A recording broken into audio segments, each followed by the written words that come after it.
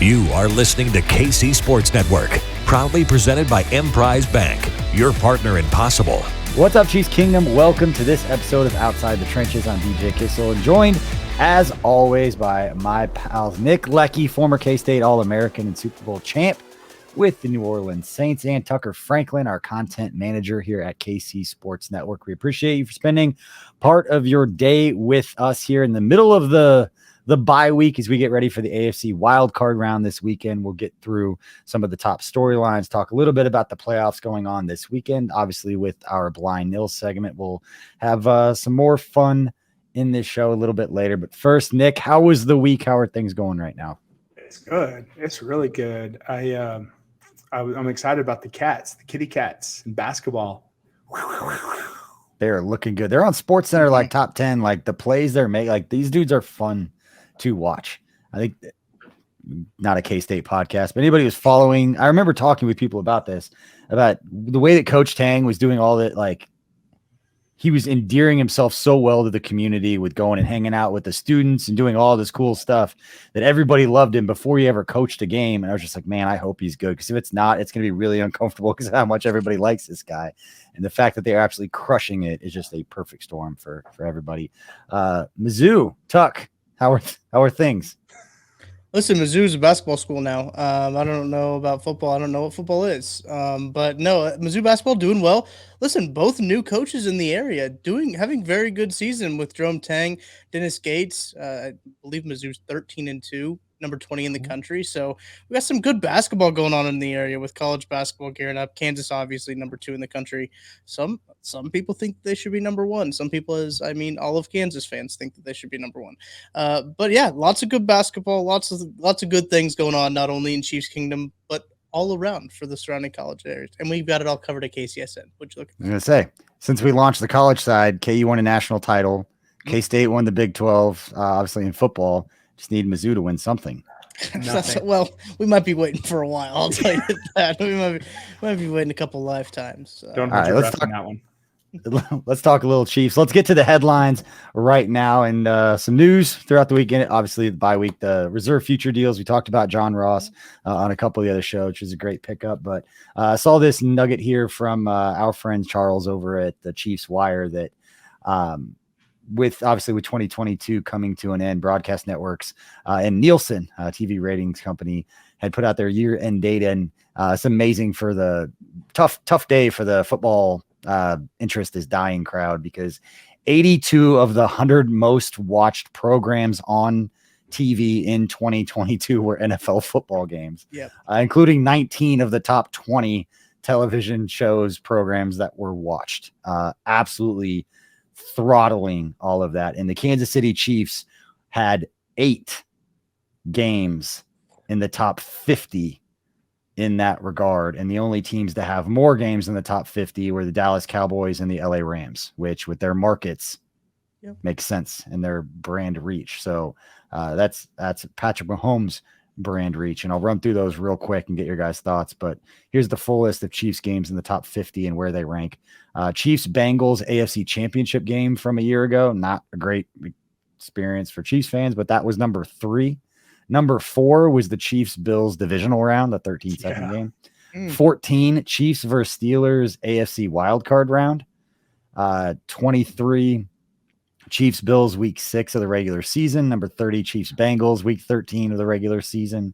Number 32, Chiefs Rams week 12, 2022 regular season. Number 39, Chiefs versus 49ers in week 7, 2022 regular season. And then that Chiefs Bucks game back in week 4, one of the best performances the Chiefs had put up this season. The 49ers won, the Bucks won, and honestly, this game against the Raiders that we've been talking about the last few days. But yeah, pretty impressive for 8 of the top 50 television broadcasts to be covering our Kansas City Chiefs, Nick. That's amazing. That's amazing to me that NFL football is still beating playoff basketball, playoff baseball, playoff hockey. I mean, that's unreal. That just shows you, though, when they talk about getting more games for NBA and NHL, it's no, reduce the games. Reduce the games. I think you have so many games, people don't give a shit, to be honest. There's and with NFL, it's you get one a week. And it's okay, you're going to be focused. And that's how it should be. That's the thing too, is that each game means so much in the NFL that it seems like a season rides on one week, and it's the same that way with college football. I think college football was in there too. There's a lot of the top broadcasts. I don't think it was nearly as many as the NFL had, obviously. But no, obviously just I saw that graphic come up, and it just showed you how much people love football. Like just football in general is a big one. I think the Thanksgiving Day parade made it on there. Some Winter Olympics made it up there. But it was one of those things where I just saw that and I was like, wow. But to have those games that the Chiefs had, I'm surprised that the AFC Championship game of last year had more ratings than the Bills game of last year in the divisional round. And that kind of surprised me a little bit. And also the Rams game this year, like the Rams, I don't think Matt Stafford played in that game. Like the Rams were kind of decimated at that point. Cooper Kupp wasn't playing, so just having Rams Chiefs in there is kind of impressive. I think it just speaks to Patrick Mahomes in the size of the LA kind of market. Yeah, I think looking at the numbers, the other thing, I think one of the reasons, Tuck, that Bengals game might be higher is, I don't know how exactly they work, but it could like spike the interest once people realize the Chiefs might lose and that the Bengals were coming back. As soon as it started to get close, probably picked up on social media, and then people found a reason to go and watch that game. But really interesting numbers there with the TV rankings. And then moving along, the Pro Football Focus put out their first team All-Pro awards.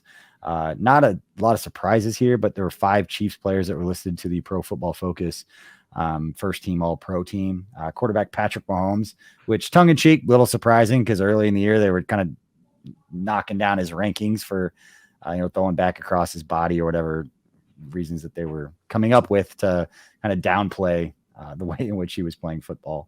But they came around, they changed. Travis Kelce listed on there, Creed Humphrey, Chris Jones, and then Tommy Townsend listed there. And you look at his net punting average, you look at his average punt. I mean, it didn't just break the franchise record. He shattered the franchise record by like over 4 yards on average for like net yards and net punting average. So phenomenal season kicking the football for Tommy Townsend. We won't talk about the holds because that's a divisive enough subject around here. But anybody on that list surprise you, or any omissions surprise you? Tucker, we'll start with you.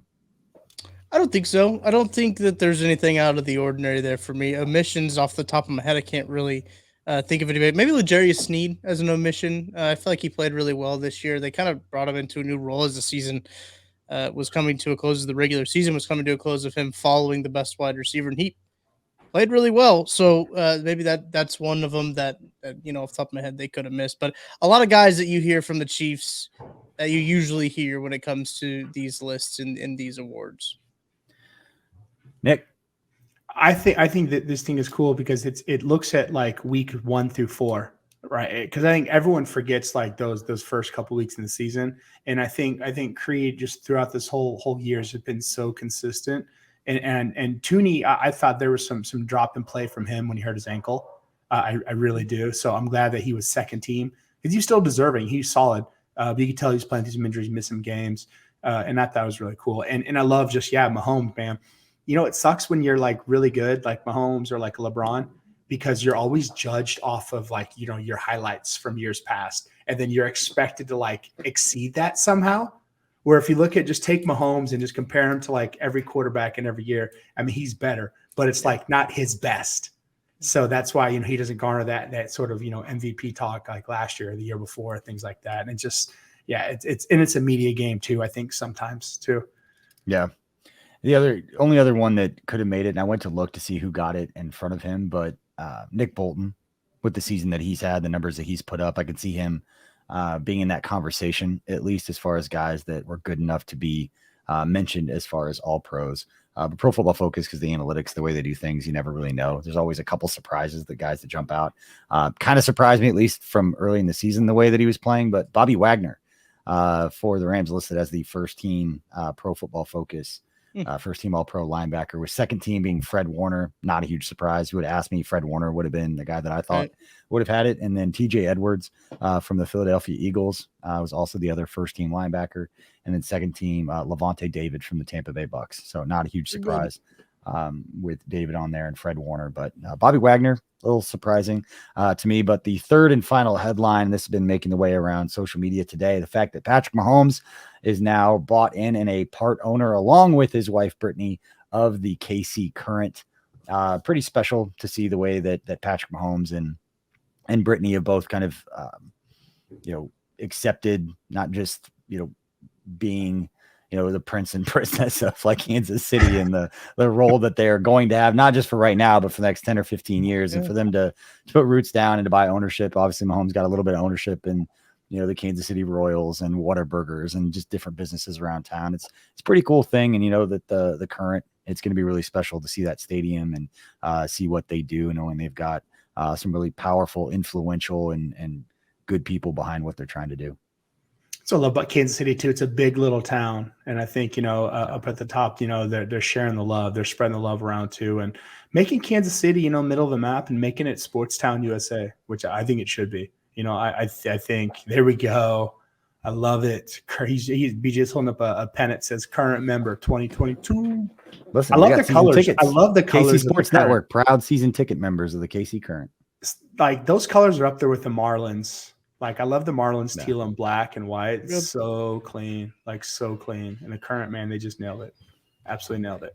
They really do, and it's good to see Patrick Mahomes get ownership stake in something else besides the Denver Broncos and the Los Angeles Chargers. And, listen, I had to make the joke. It was a layup. I had to. I couldn't pass it up. But no, it is cool to see both Brittany and Patrick kind of joining their ventures in together with the KC Current. I'm excited to see what that organization does, and obviously, we've got a KC Current podcast you can listen to on this network. Just KCSN Soccer, search that up.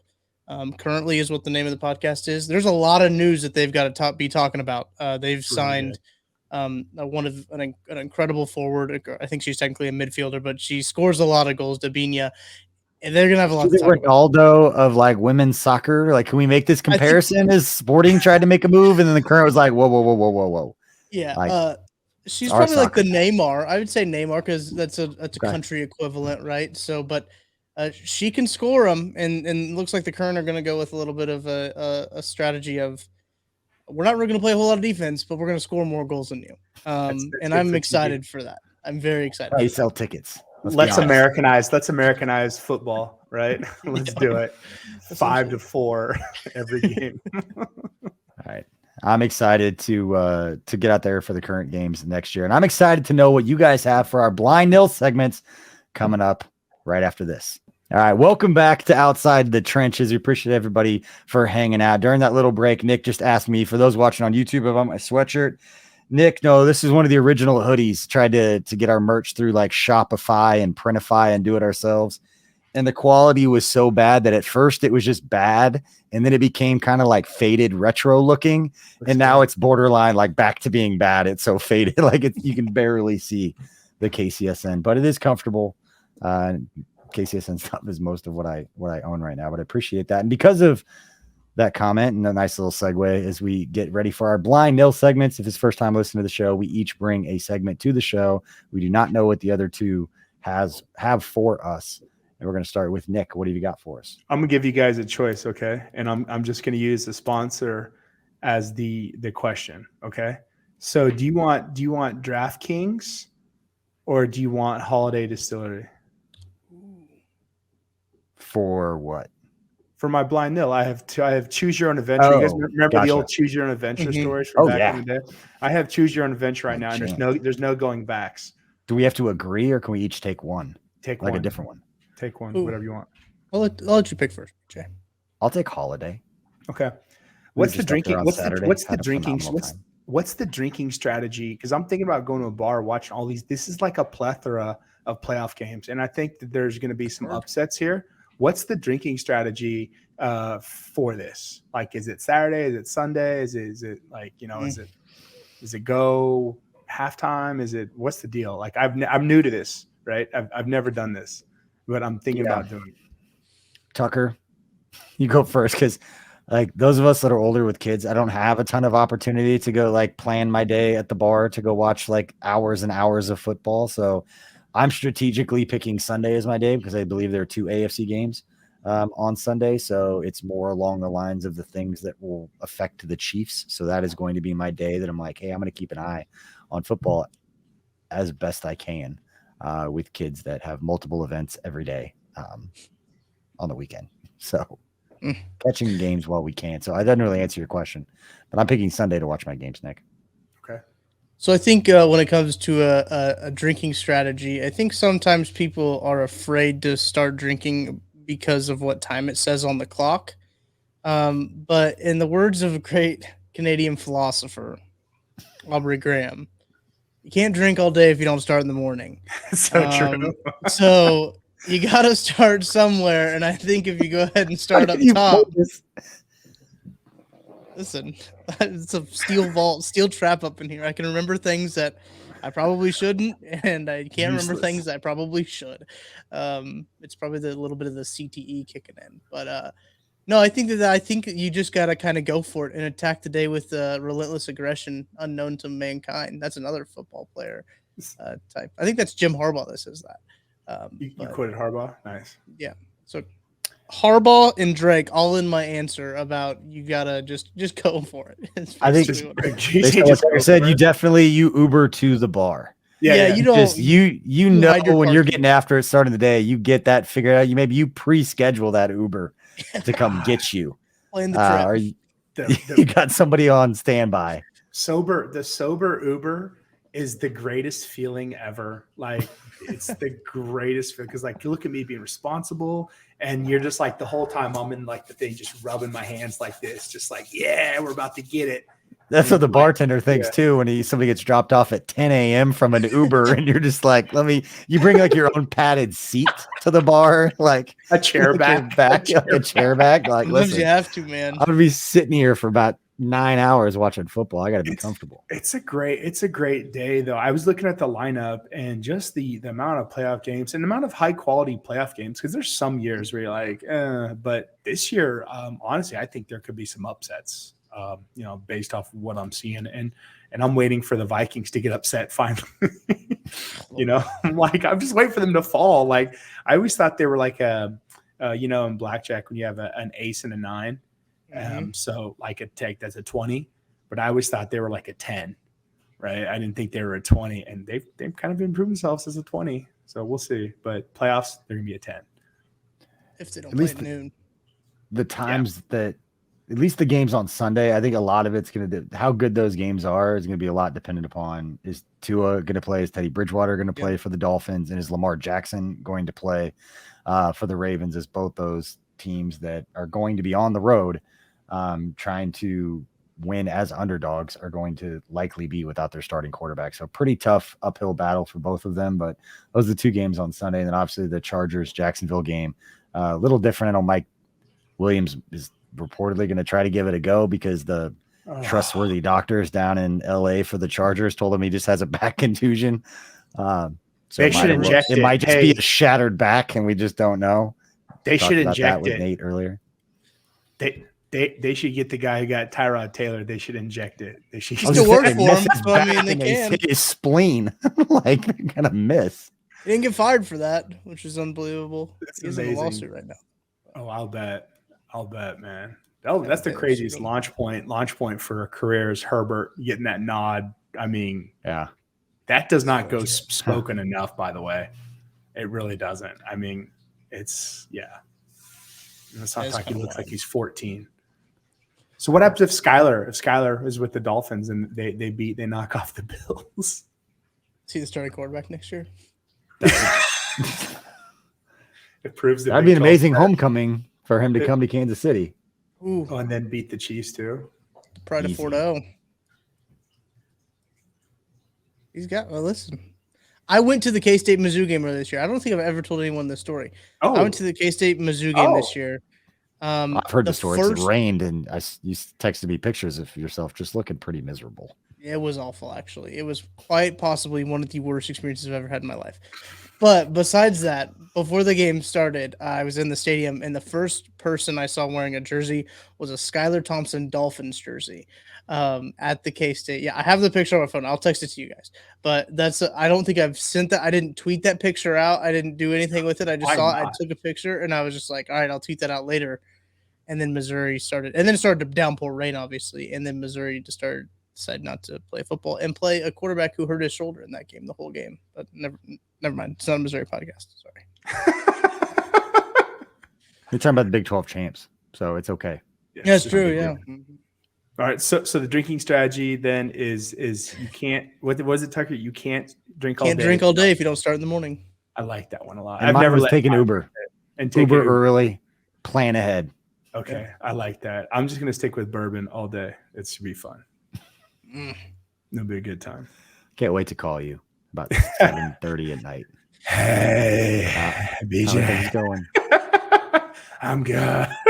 The tough one is that the Miami one is early, so Skylar Thompson's out there just killing it. The K-State fan in you is just going to start getting hyped, getting excited, start drinking them a little faster. I'll forever believe in Skylar. That dude late quick. Had one hell of a preseason. He played really well in that. Stop. No preseason talk. All right, let's move on to the next blind nail. Tucker, let's have you go next. Yeah. So we're talking a little bit more about football here. The NFL released their playoff scenarios last week. We talked a lot about the playoff scenarios. They are the neutral site AFC Championship game still in play, so it was not all for naught with the NFL going and trying to decide what to do there. But the big problem is they don't have a location named yet for a neutral site playoff game. Now, this neutral site only applies to if the Chiefs play the Bills. I don't think, could correct me if I'm wrong, I don't think it applies if they play the Bengals. But so it's only if they play the Bills, which is, I mean, I know there's some Chiefs fans upset about that. Shouldn't be. They got the number 1 seed. I want to know what your guys' ideal neutral site location is for a Chiefs-Bills AFC Championship game anywhere in the country. BJ, I think I know your answer. I mean, you just gave me a layup. Like you just underhanded it right in the sweet spot. Las Vegas. What? Dude, Las Vegas, because we are already going to be there for the East-West Shrine Bowl. We'll go out there every year. Last year, we were out there at the Chiefs bar out there having some of the, I think it was called, I don't remember what the bar was called, Tucker, but it was Blue Diamond Saloon. Blue Diamond Saloon. It had Naked Pizza, was the pizza company inside of it, that the pizza was fire. Very, very good pizza, which was great to eat after just a complete heartbreak. Awful experience overall watching the game there because of how it went down. But yeah, I would absolutely choose Las Vegas because we'll be out there. We get tickets, go to the game, do post game, hang out with Chiefs fans. Like they've got all the hotels, logistics are already set up. They're going to have game day staff because they're putting the Shrine Bowl game out there. So a lot of those smaller issues that other stadiums might not be able to solve some of those issues, I think Las Vegas could solve them. So there's a lot of places that make sense. Las Vegas would be one of those places that I think makes sense, and I think it would be phenomenal. We just saw the Chiefs play really well out there, and grass field. Want it to be out there, yeah, grass field.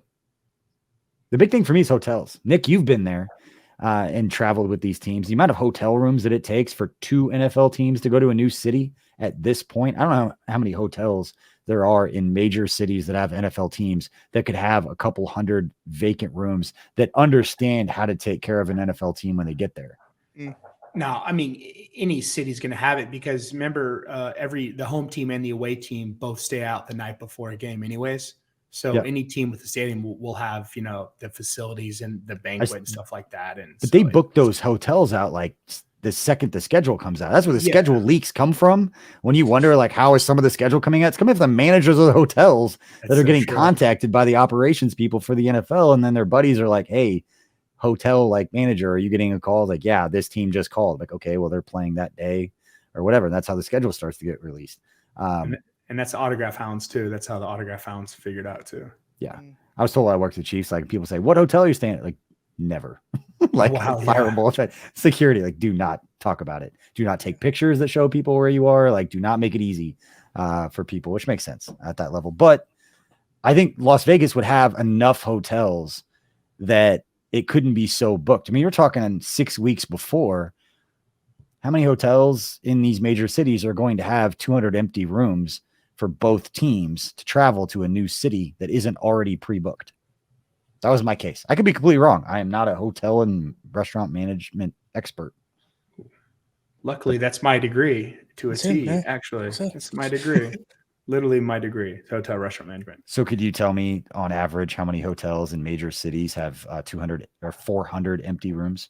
any city with an NFL stadium will be able to accommodate them.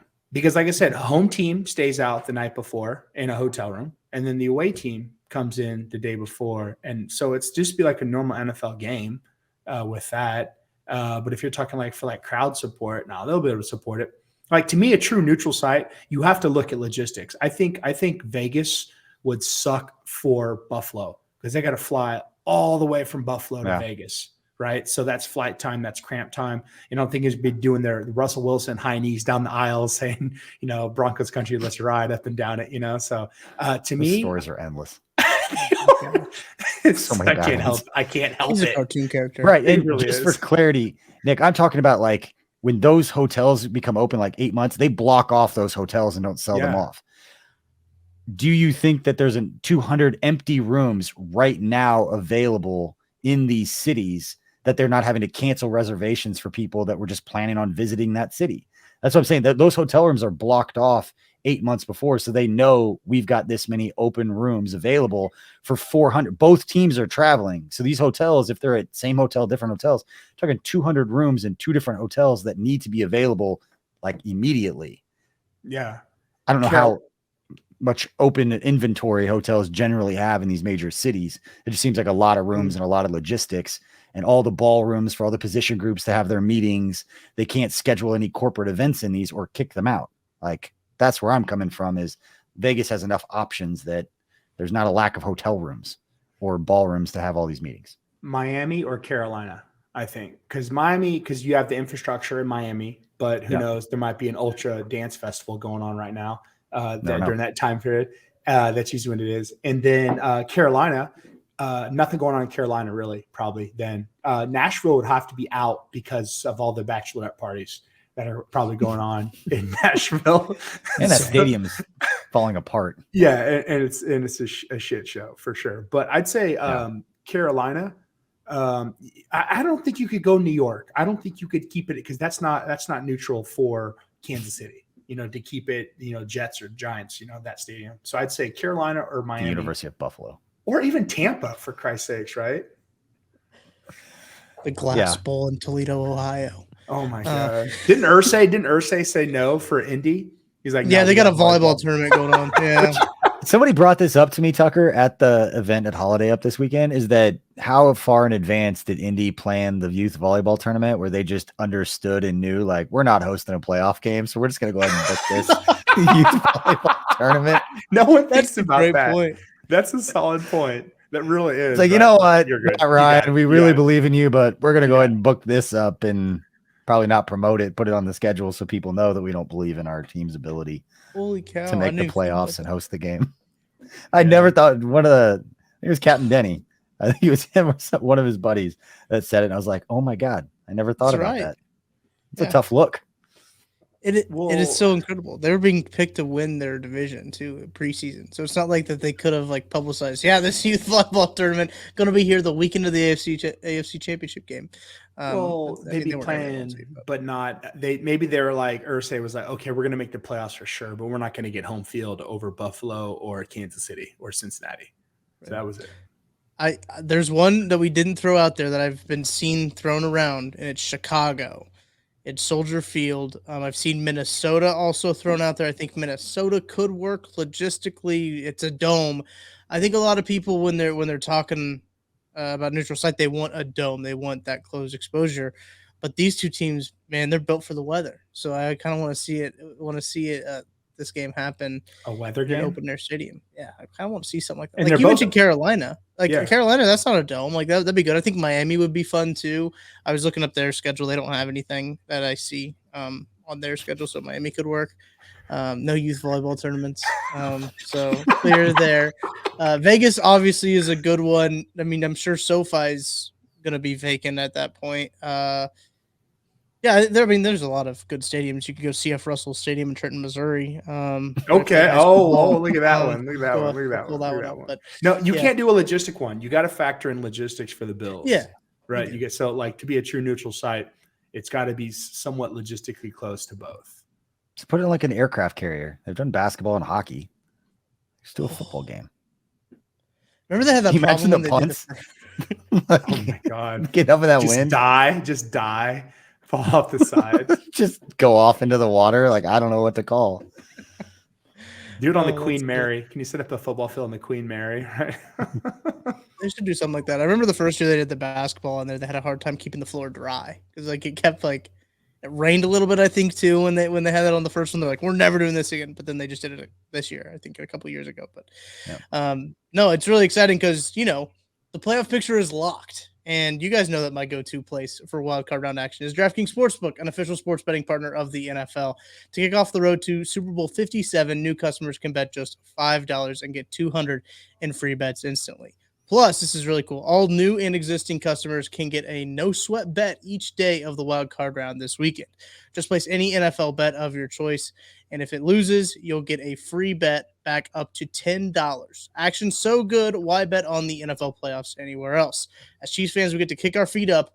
We get to throw on that DraftKings Sportsbook app, that wonderful app that I like to use so much, a great user experience, and get to dial up our bets. And here's what you got to do. You're going to download the DraftKings Sportsbook app and use code KCSN. New customers can bet $5 on the NFL and get $200 in free bets instantly only at DraftKings Sportsbook with code KCSN. Minimum age and eligibility restrictions apply. See the show notes for details. I love that. I love how we can bet. I'm glad I didn't have DraftKings on my phone because I would have bet money on TCU last night. Sucker. I lost $15 on TCU. That's a lot for me. That is a lot for you. That's a lot for me. Yes.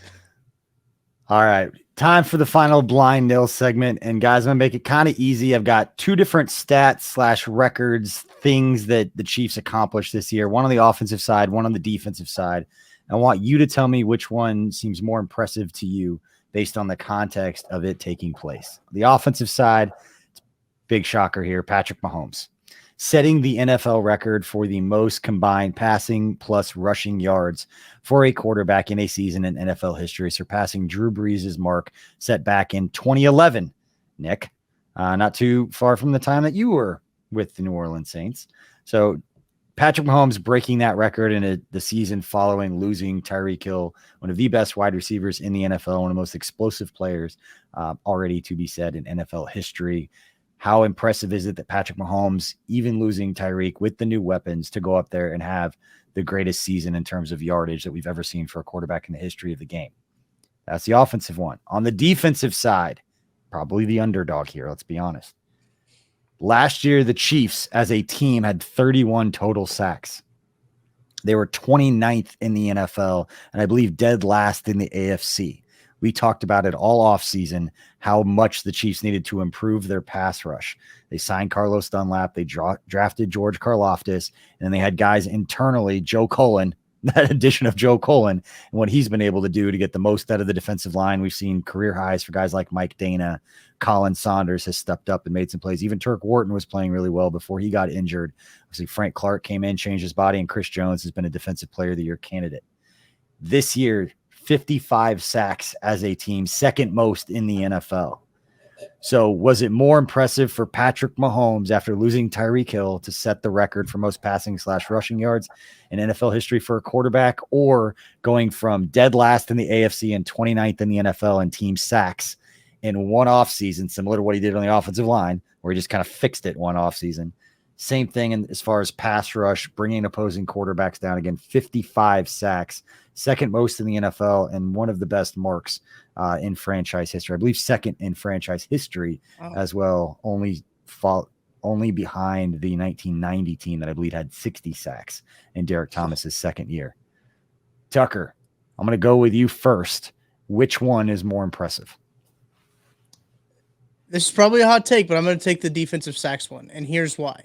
I'm going to take the sacks one because this defensive front was relatively unchanged from last year. You add George Karlaftis to it.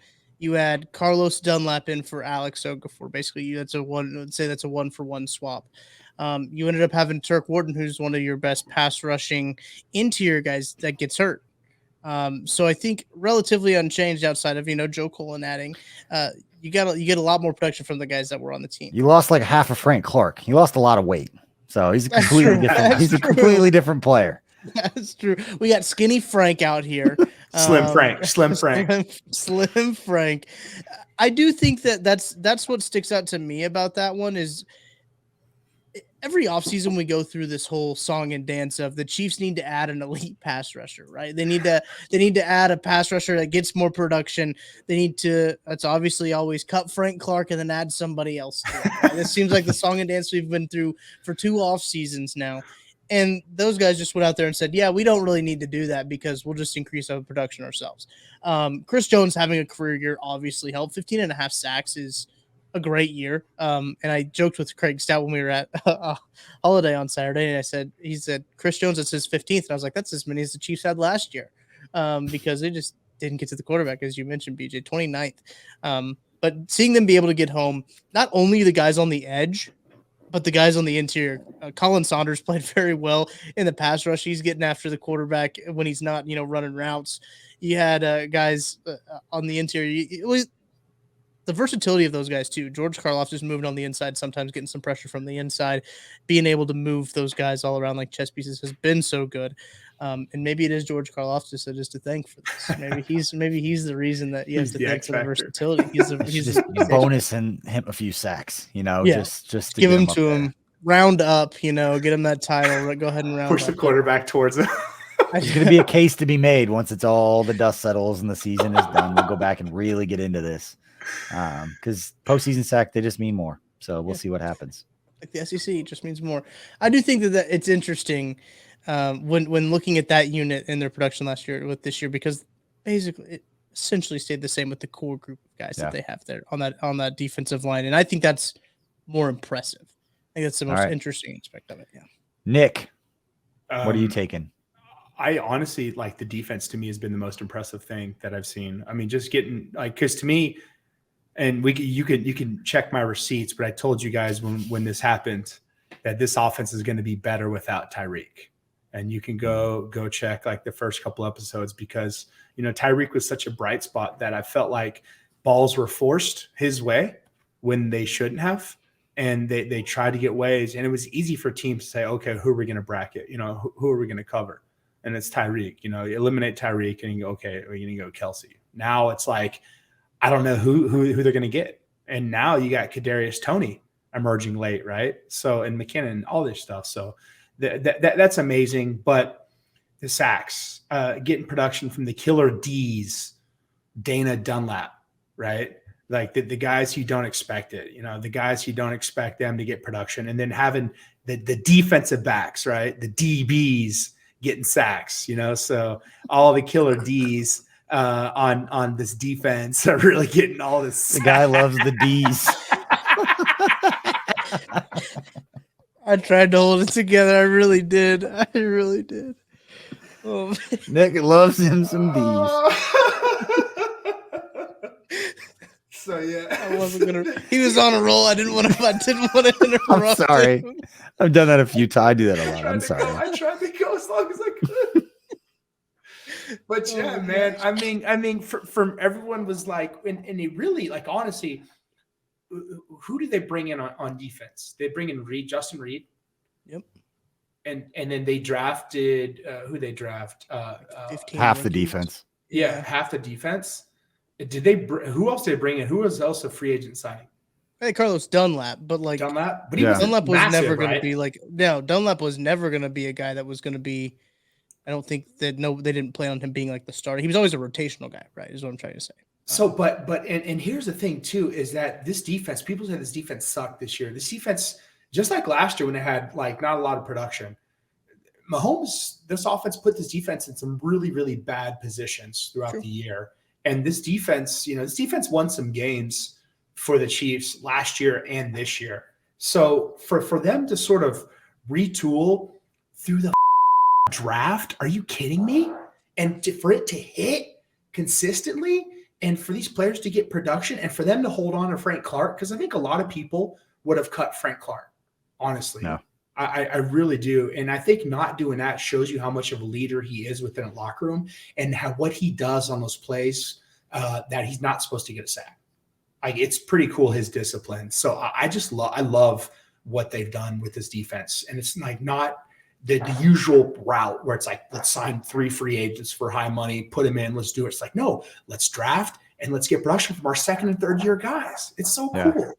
If only there was a media person that's been defending Frank Clark, telling you that he's valuable in that locker room since before everyone hated him and wanted him off the team. Yeah. And somebody was trying to say like he does bring value. Ask the guys in the locker room. It's not lip service. No. And now we're getting in his time of the year. Talked about it earlier. Frank Clark, 5th in NFL history in postseason sacks, and could move right up on that. He is 5 sacks shy of being tied for the most sacks by anybody in the history of postseason NFL football. Who's got Willie the most? McGinnis? Willie McGinnis. Well, Patriots been there for 10 years. Exactly. That makes sense. I was looking at the list earlier. Like, there's no active players anymore. He has more than Von Miller. But he has more than guys like Neil Smith and like Richard Dent, all of these like old school players that were on really successful teams that played for a long time. I mean, he gets one more sack, he's tied with like Reggie White. Like, it's silly, the names and numbers he's talking about, and he's going to have an opportunity. So yeah, as much as I wanted I was waiting for you guys to talk about Patrick Mahomes and the offense, and I was going to disagree. We're actually going to have a consensus here because I think it's more impressive what the defense has done.